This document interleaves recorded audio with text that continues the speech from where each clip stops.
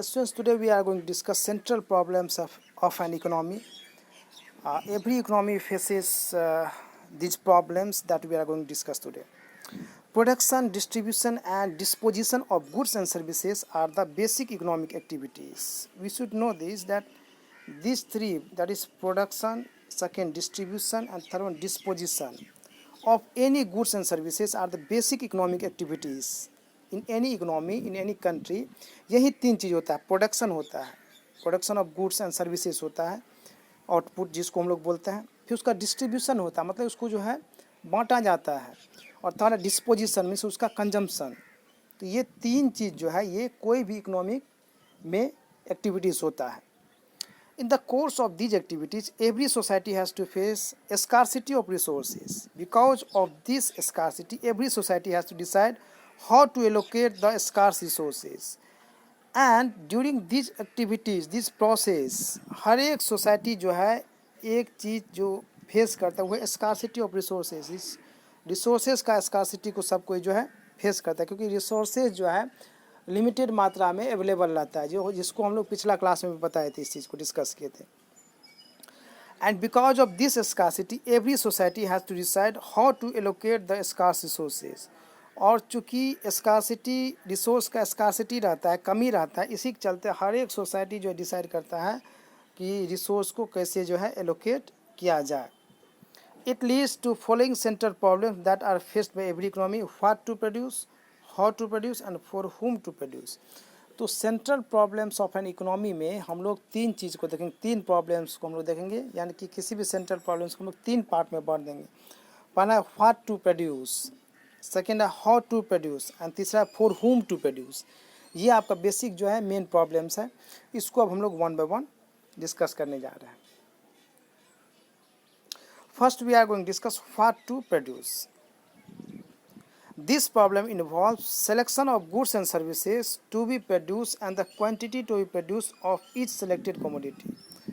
इसके अंदर में आता है कि आप कौन सा गुड्स एंड सर्विस को जो है प्रोड्यूस करेंगे और कितना प्रोड्यूस करेंगे. ये दो चीज़ जो है व्हाट टू प्रोड्यूस में आता है. Because see there are lots of goods and services to be produced, but as per the priority, as per the needs, uses, it is decided to produce a certain types of goods and services. तो इसलिए what to produce, आप bread butter को produce करेंगे या फिर आप बंदूक produce करेंगे या फिर मिलिट्री इक्विपमेंट्स प्रोड्यूस करेंगे, ये डिसाइड करना पड़ता है इकोनॉमी को ही. तो according to the priority, according to the needs. ऐसा नहीं है कि सब कुछ प्रोड्यूस कर सकते हैं, क्योंकि आप एक चीज़ को प्रोड्यूस कर रहे हैं तो दूसरा तरफ जो है दूसरा चीज़ को आप प्रोड्यूस नहीं कर सकते हैं. आपके पास जो है इनकम नहीं है, आपके पास रिसोर्स नहीं है.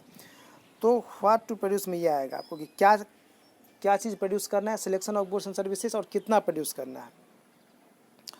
Second one is every economy has limited resources and thus can not produce all the goods.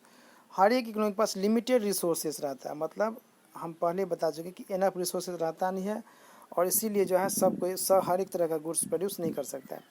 No guiding principle is that allocate the resources in a manner which gives maximum aggregate satisfaction. तो अब जो है इसका guiding principle क्या है, इसके पीछे में क्या मतलब ये बताना चाह रहा है, ये यही बताना चाह रहा है कि वही रिसोर्स को जो है रिसोर्सेज को जो है उसी तरह से एलोकेट किया जाए जिससे एग्रीगेट मैक्सिमम सेटिस्फेक्शन हो, यानी कि जो मास सेटिस्फेक्शन जो है मैक्सिमम जो है वो सेटिस्फेक्शन हो. ऐसा चीज़ को प्रोड्यूस किया जाए जिससे टोटल सेटिस्फेक्शन जो है मैक्सिमम हो. Next one is how to produce. How to produce, no this problem refers to selection of technique to be used for production of goods and services. अब जो है कोई भी गुड्स एंड सर्विस को produce करने के कौन सा टेक्निक को यूज किया जाए. Actually, there are two types of techniques which are generally used for the production of any goods and services. One is labor-intensive technique, and second one is capital-intensive technique.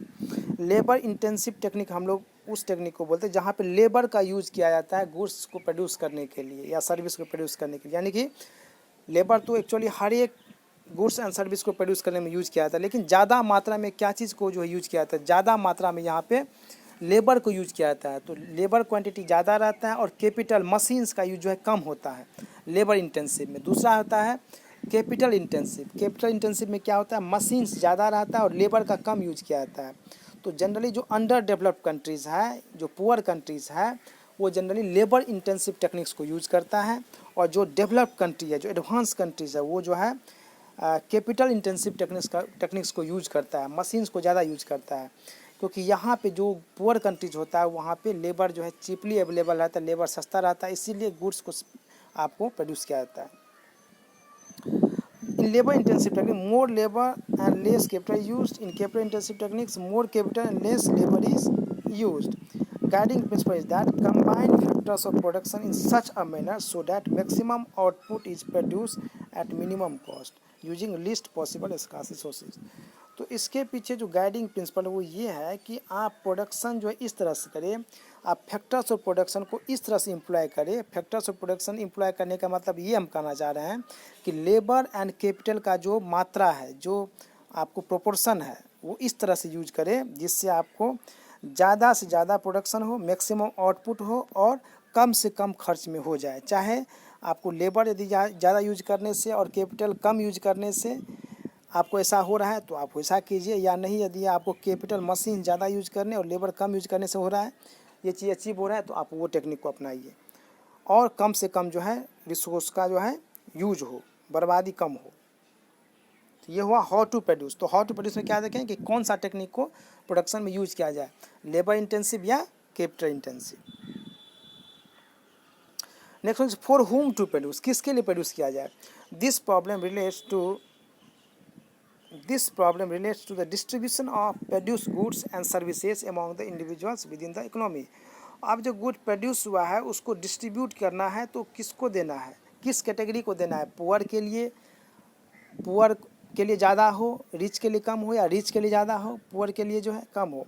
तो it means selection of the category of people, poor rich को हम लोग यहाँ पे category बोलते हैं, category of the people who will ultimately consume the goods. This problem is concerned with distribution of income among the factors of production, land, labor, capital, enterprise who contribute in the production process.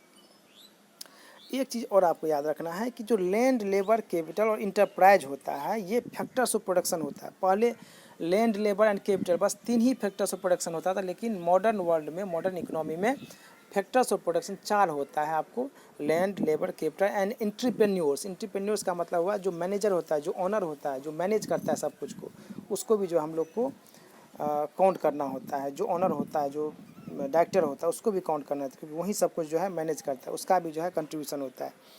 तो ये जो है इसको किस तरह से जो है इसको डिस्ट्रीब्यूट किया जाए, क्योंकि यदि कोई गुड्स एंड सर्विस जो है प्रोड्यूस होता है तो उसमें इनकम जनरेट होता है। तो इनकम जो है किस तरह से बांटा जाए, लेबर को किस तरह से दिया जाए, कैपिटल को कितना दिया जाए, या फिर आपको लैंड को कितना दिया जाए। तो ये जो शेयर हम लोग बांटते हैं इसको भी हम लोग डिस्ट्रीब्यूशन बोलते हैं, डिस्ट्रीब्यूशन ऑफ इनकम बोलते हैं। इसका मतलब ये हुआ कि मान लीजिए आप एक फैक्ट्री जो है इस्टेब्लिश किए हैं, तो आपको लेबर चाहिए, तो लेबर आपके यहाँ काम करे तो उसको आप पैसा देते हैं, उसके लिए इनकम जनरेट होता है। उसी तरह से जो आप लैंड, ज़मीन जो लिए हैं, जहाँ पे आप अपना फैक्ट्री बनाए हैं, तो ज़मीन जिसका है, लैंड आप जो है रेंट पे लिए हैं, तो उसको आप रेंट दीजिएगा, उसको पैसा दीजिएगा, तो उसके पास इनकम जा रहा है, उसको आप बांट रहे हैं, उसको इनकम दे रहे हैं। तो ये डिस्ट्रीब्यूशन भी इसमें आता है फॉर होम टू प्रोड्यूस में। So this problem can be categorise under 2 heads, personal distribution and functional distribution. Personal distribution में आ जाएगा आपको कैटेगरीज ऑफ पीपल में, रिच, पुअर, किसके लिए जो है गुड्स को प्रोड्यूस किया जाए, गरीब के लिए गुड्स को प्रोड्यूस किया जाए या फिर रिच के लिए, इसको हम लोग बोलते हैं पर्सनल डिस्ट्रीब्यूशन। फंक्शनल डिस्ट्रीब्यूशन में हो गया कि जो फैक्टर्स ऑफ प्रोडक्शन है, लैंड, लेबर, कैपिटल, उसमें किस तरह से जो है डिस्ट्रीब्यूट किया जाए, किसका कितना शेयर रहेगा। तो ये आपको 2 तरह का डिस्ट्रीब्यूशन होगा। सो गाइडिंग प्रिंसिपल क्या है, guiding principle is to ensure that urgent wants of each productive factors are fulfil to the maximum possible extent. में सभी जो प्रोडक्टिव फैक्टर्स है, लैंड, लेबर, कैपिटल, इंटरप्राइज, ये सभी को जो है आपका मैक्सिमम पॉसिबल एक्सटेंट में जो है इसका ये फुलफिल हो, इसके पास जो है इनकम जाए, इसके पास डिस्ट्रीब्यूशन का जो है इसको बेनिफिट्स मिले, ये मैक्सिमम एक्सटेंट पे होना चाहिए, मैक्सिमम जो है आपको प्रयत्न करना चाहिए। Therefore the allocation of scarce resources and Therefore, the allocation of scarce resources and the distribution of final goods and services are the central problems of an economy. जब आप सेंट्रल प्रॉब्लम्स ऑफ इकोनॉमी का बात करेंगे तो आप इसको summarise इस तरह से कर सकते हैं। आप इसको इस तरह से लिख सकते हैं, क्या लिखेंगे आप इसमें कि the allocation of scarce resources and distribution of the final goods and services are the central problems of an economy. आपको ये लिखना है और आप इसको ब्रेक कैसे कर सकते हैं, what to produce, how to produce and for whom to produce. So this is all about the central problems of an economy. I hope that you have understood this. Thank you.